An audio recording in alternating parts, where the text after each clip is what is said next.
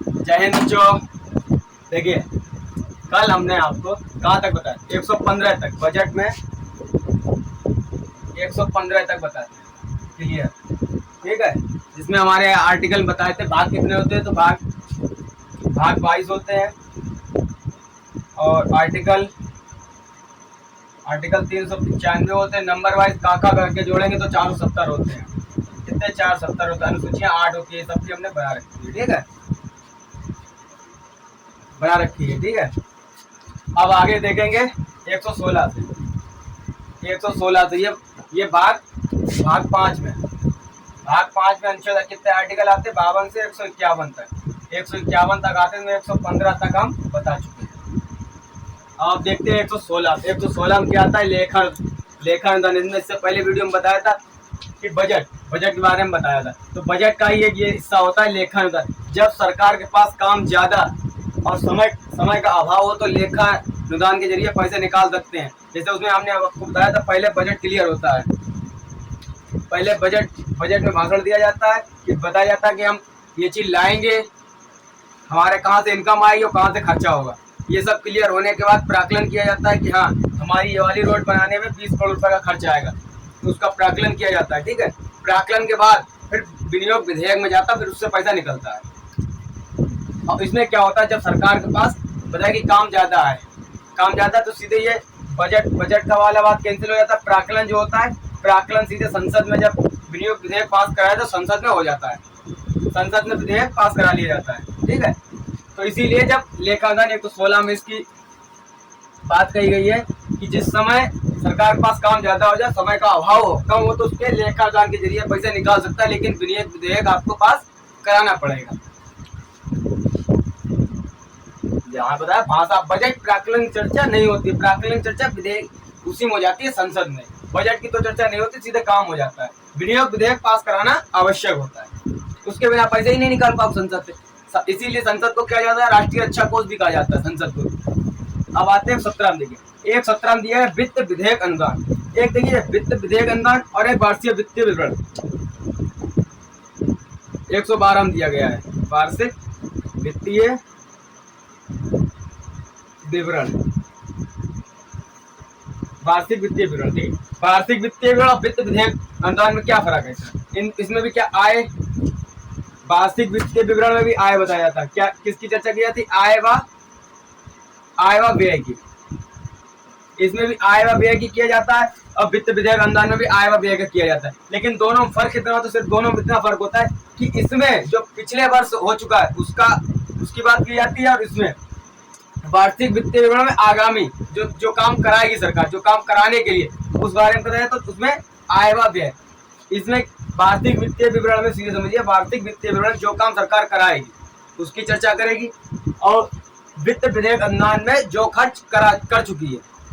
अब जैसे इस साल में वार्षिक वित्तीय विवरण था, वार्षिक वित्तीय विवरण इस बार बता दिया कि हम इतना खर्च करेंगे, और उसके अगले साल में यही वाला सीधे का वित्त विधेयक अनुदान में यही भाषण बता दिया जाएगा कि हमने इतना पहले आपको बताया था, अब इतना हमने खर्च कर दिया है, इतना आया था, इतना खर्च कर दिया। और इसमें अनुमान लगाते हैं हमारा इतना आएगा, हम इतना खर्च करेंगे, इसमें हमने खर्च कर दिया है, इसमें खर्च करेंगे, इसमें खर्च कर दिया है, ठीक है। अब आते हैं 112 में चर्चा दी गई है वार्षिक वित्तीय विवरण की।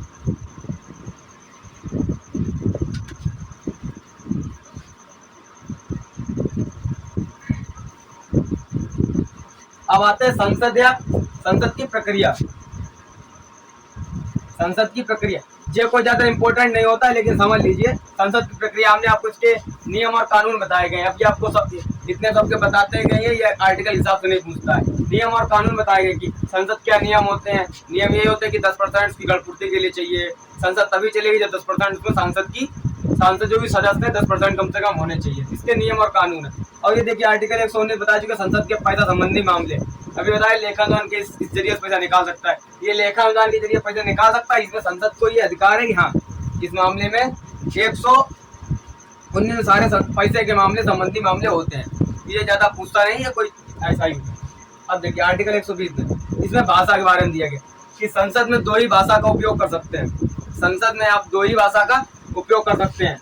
कौन कौन सी? संसद में 2 ही भाषा में वार्तालाप कर सकते हैं। जो भी पक्ष विपक्ष की वार्ताएं होती हैं तो उसमें सिर्फ दो ही भाषा का उपयोग किया जाता है, एक हिंदी में और एक इंग्लिश में। हिंदी और इंग्लिश दो ही भाषा कह सकते हैं।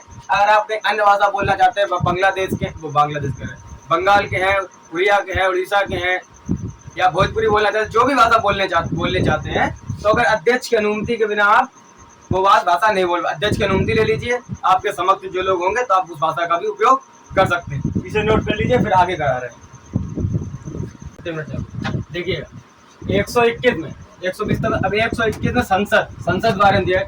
संसद जजों के आचरण पर सवाल नहीं उठा सकता, यानी सुप्रीम कोर्ट के ऊपर सवाल नहीं उठा सकता। और इसीलिए 122 में भी कह दिया कि सुप्रीम कोर्ट भी संसद पर सवाल नहीं उठा सकती। सुप्रीम कोर्ट संसद पर सवाल तब उठाती है जैसे कोई बिल बना पास होने के लिए, जब तक बिल संसद में पास हो जाएगा सुप्रीम कोर्ट कुछ नहीं कहेगी, सुप्रीम कोर्ट कुछ नहीं कहेगी। जब उस बिल को राष्ट्रपति साइन करके कानून बन जाता, जब राष्ट्रपति साइन कर देते तो वो एक कानून बन जाता है। अगर वो कानून संवैधानिक के अनुरूप बना है, संविधान से हटकर बना है कोई, जिससे सभी को दिक्कत होती है, तो उस कानून को सुप्रीम कोर्ट हटा भी सकता है। ये शक्ति सुप्रीम कोर्ट के पास होती है।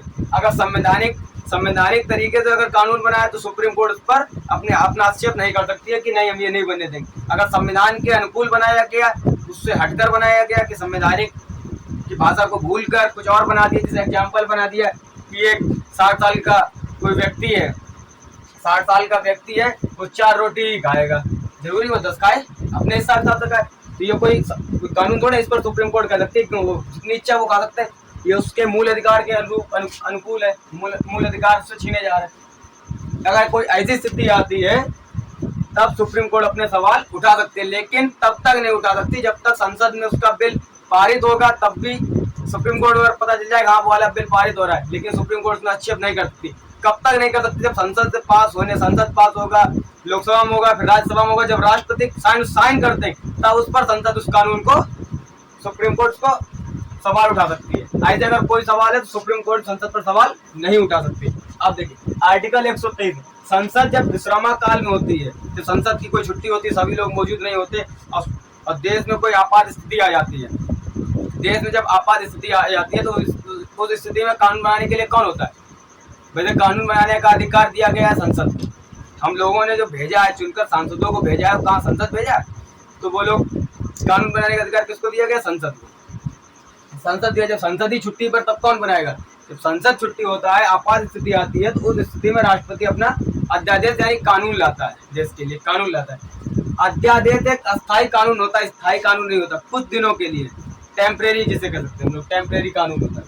और जब शस्त्र नहीं चलता है तो उस स्थिति में इस कानून को लाया जाता है। अध्यादेश को अगर अस्थायी कानून, अगर उसे स्थायी कानून करना है, अगर उस कानून को स्थायी करना है तो 42 दिन के अंदर 42वें दिन पारित करना होगा। अगर 42 दिन में पारित ना हुआ, 42 में पारित ना हुआ तो 43वें दिन स्वतः समाप्त हो जाएगा।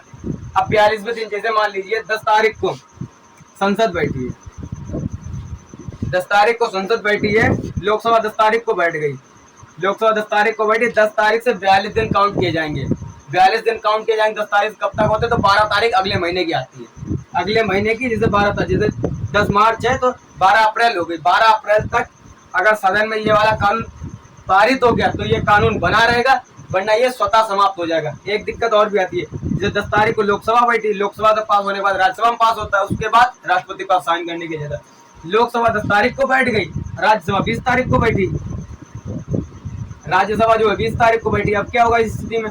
इसके लिए तो 42 दिन 12 तारीख हो रहा है, इसके लिए 42 दिन 22 तारीख हो रहा है, 10 दिन का फर्क है। तो 42 दिन फिर इसके हिसाब से जोड़ाया जाएगा, जो बाद में बैठी हो, 20 तारीख राज्यसभा बैठी है अगर, तो 20 तारीख से 42 दिन जोड़ेंगे तो कितने हो गए?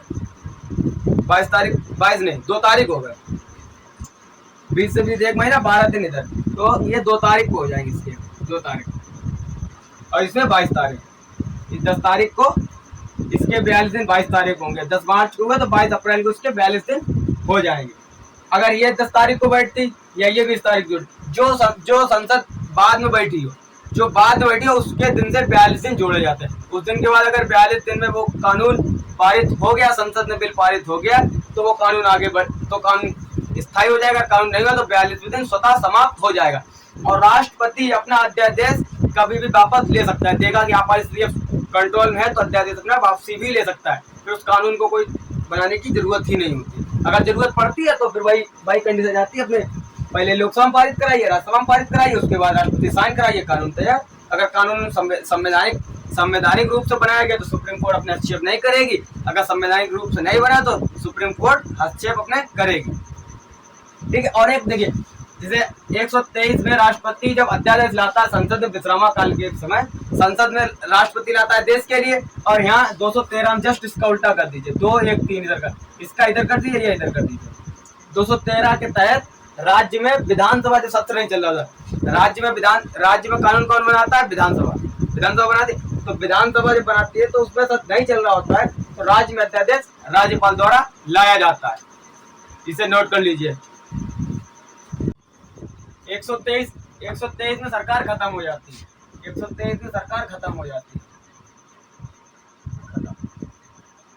सरकार खत्म नहीं मतलब सरकार के संविधान के विषय में सरकार 123 में खत्म कर दिया। अब 124 में आता है कोर्ट। देखिए 124 दिया गया है सुप्रीम कोर्ट का गठन। इसमें सुप्रीम कोर्ट का गठन दिया गया। सुप्रीम कोर्ट में कितने जज है? 34 जज है टोटल 34 जज है। लेकिन एक जिसे आप बोलेंगे हम क्या, chief justice of India plus 33, तब 34 जज होते हैं। चीफ जस्टिस ऑफ इंडिया जो मुख्य न्यायाधीश होते हैं वो चीफ जस्टिस ऑफ इंडिया कहलाते हैं। 33 अन्य होते लगभग सब बराबर के हैं। जो उनसे थोड़ा ऊपर बढ़ जाते हैं उन्हें चीफ जस्टिस ऑफ इंडिया बना दिया, मुख्य न्यायाधीश बना दिया जाता है।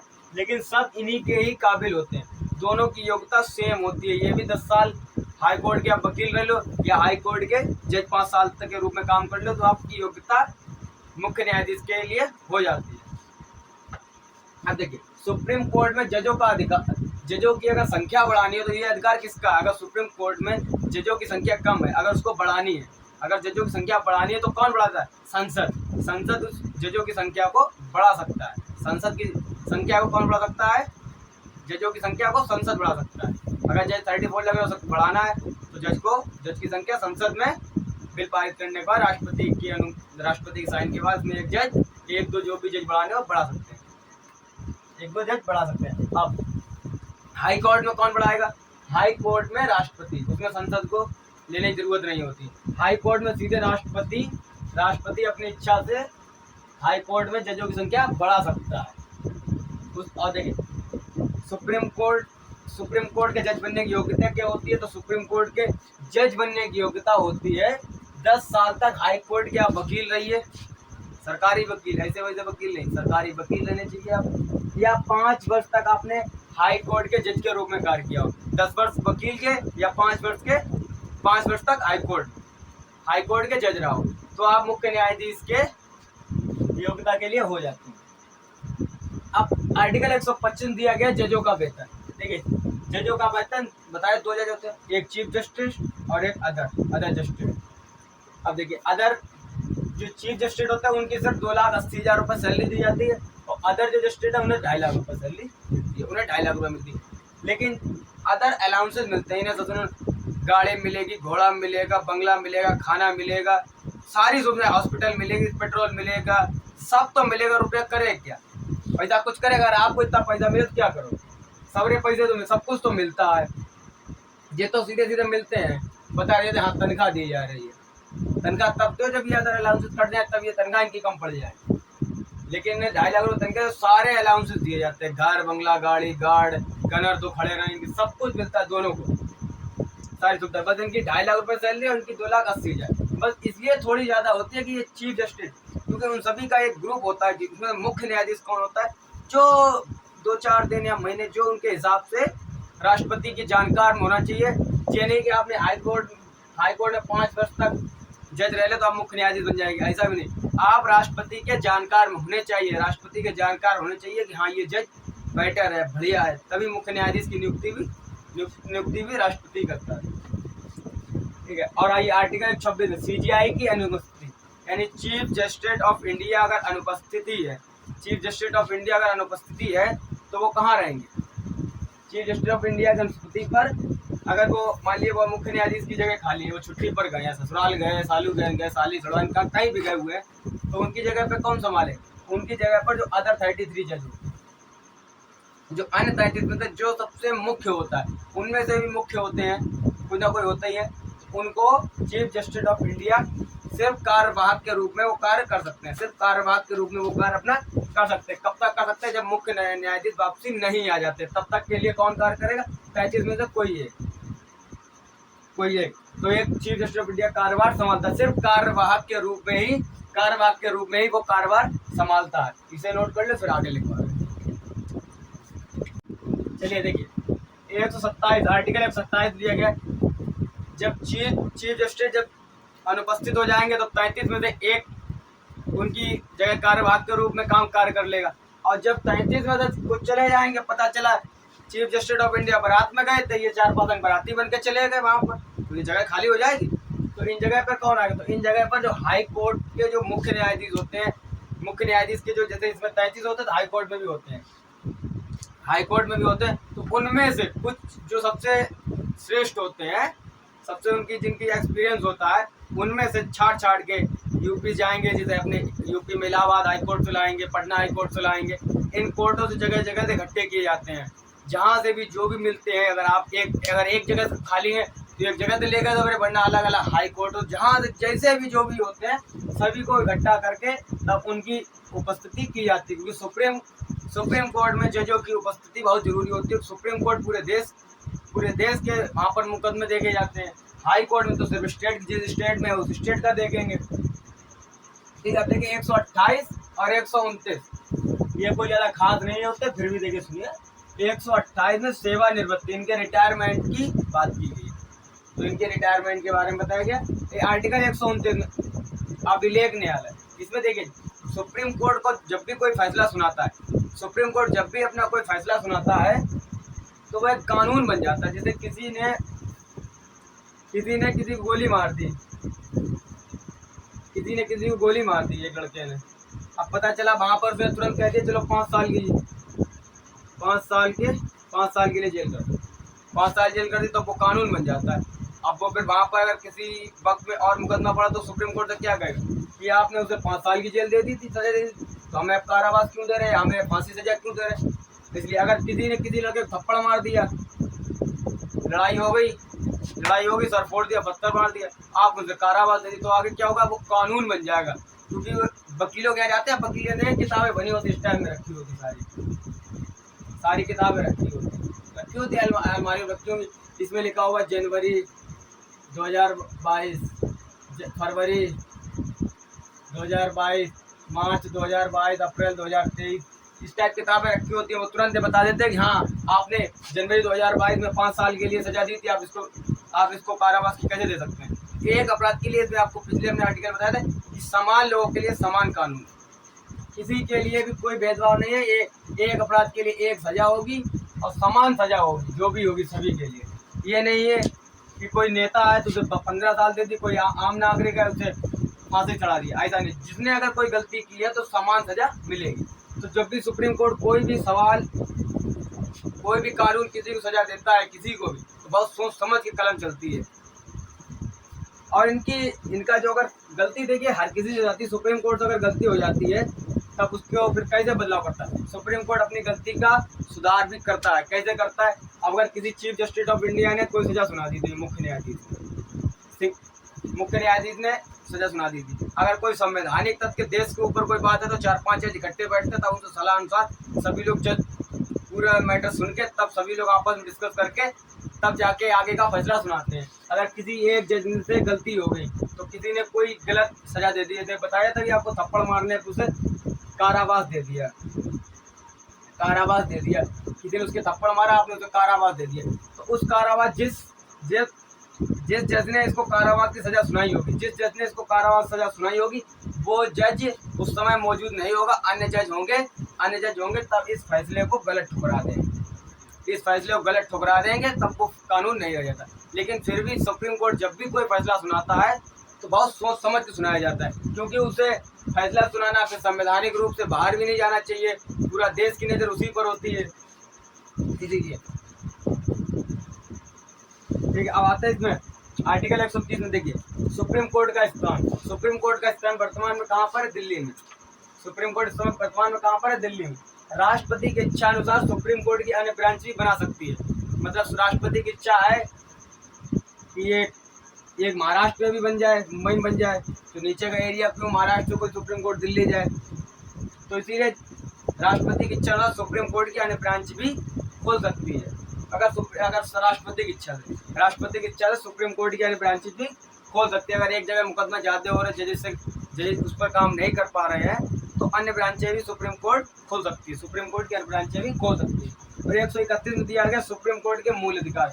इसे अपने मूल अधिकार दिए गए हैं भाग 3 में 12 से 35 के बीच में। तो कुछ सुप्रीम कोर्ट के मूल अधिकार होते हैं, इसलिए हमारे तो कोई अधिकार नहीं। हमारे लिए संविधान में क्या बनाया गया, हमारे लिए संविधान में सिर्फ 12 से 35 तक के लिए है बस। हमारे लिए तो सब सरकार के लिए। ये हमारे काम का है। वर्तमान में दिल्ली में राष्ट्रपति, ये हमारे काम के संसद में, राज्यसभा, लोकसभा, हम क्या सांसद है, प्रधानमंत्री है। ये हमारे लिए थोड़े, हमारे लिए सिर्फ क्या है 12 से 35 तक के लिए। बाकी संविधान सब इन्हीं सब के लिए भरा पड़ा है। 131 दिया गया सुप्रीम कोर्ट का मूल अधिकार। सुप्रीम कोर्ट के मूल अधिकार, जैसे केंद्र और राज्य का विवाद हुआ, केंद्र और राज्य का किसी भी कानून से लेकर विवाद हुआ, केंद्र और राज्य के बीच में, केंद्र कह रहा है ये कानून लगाएंगे, राज्य कह रहा नहीं लगने देंगे, तो विवाद को कहाँ सुलझाया जाएगा, तो वो विवाद सीधे सुप्रीम कोर्ट में सुलझाया जाएगा। अगर राज्य का विवाद है, कोई राज्य, जैसे अपने उत्तर प्रदेश से बिहार लगा हुआ है, बिहार का नहीं उन्होंने, अब बिहार आए इतनी जगह उत्तर प्रदेश घेर ले, तो उत्तर प्रदेश में योगी आओ बैठे, वो कहीं क्यों घेरी, सीधे सुप्रीम हाई कोर्ट थोड़े जाएंगे, वो कहीं अपने हाई कोर्ट। ये वाला मामला कहाँ पहुंचेगा, ये मामला सीधे पहुंचेगा कहाँ पर, हाई कोर्ट। ये सीधे हाई कोर्ट के जो मुख्य न्यायाधीश है इस पर फैसला अपना सुनाएंगे। और उसका ये राज्य की तरफ से कौन लड़ता है, राज्य की तरफ से अटॉर्नी जनरल होते हैं। अटॉर्नी जनरल तो सरकार की तरफ से लड़ते हैं, सरकार की तरफ से। राज्य में दूसरे अटॉर्नी जनरल होते हैं और सेंट्रल में एक और अटॉर्नी जनरल होते हैं, जिसके बारे में बता चुके हैं। अटॉर्नी जनरल जो जिन्हें तनख्वाह वेतन नहीं दी जाती है, राष्ट्रपति की इच्छा अनुसार नियुक्ति होती है, उन्हें कब भी भगाया जा सकता है, कब भी लाया जा सकता है। ठीक है, वो संसद में बैठते हैं। सारे काम सरकार का कोई भी कानूनी मुख्य सलाहकार अटॉर्नी जनरल ही होते हैं। जब सेंट्रल और राज्य के बीच में लड़ाई चलती है, अगर कोई विवाद होता है, तो सेंट्रल तरफ से कौन लड़ता है, अटॉर्नी जनरल वही वकील होते हैं। मुख्य न्यायाधीश बराबर उसकी योग्यता होती है, वो अपना निजी काम कर सकते हैं, सरकार उसे कोई भी वेतन नहीं देती। ठीक है, बस आज के लिए इतना ही, नोट कर लीजिए इसे, आज के लिए इतना ही।